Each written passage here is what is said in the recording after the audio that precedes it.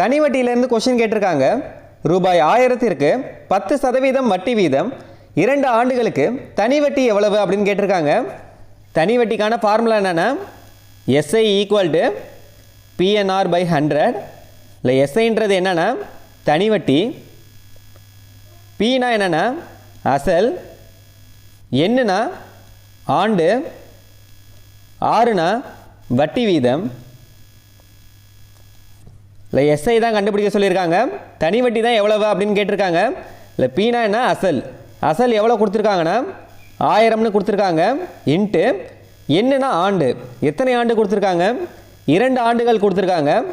இப்போ 2 இன்ட்டு ஆறுனா வட்டி வீதம், வட்டி வீதம் எவ்வளோ கொடுத்துருக்காங்க 10% அப்படின்னு கொடுத்துருக்காங்க. இந்த 10 அப்படியே போட்டுக்கோங்க பை 100. இப்போ கேன்சல் பண்ணுறதெல்லாம் கேன்சல் பண்ணிக்கோங்க. இந்த 2 0க்கு இந்த ஒரு 0 இந்த ஒரு 0 கேன்சல் ஆயிரும். பேலன்ஸ் இருக்கிறத பெருக்கிக்கோங்க. 100 × 2 200.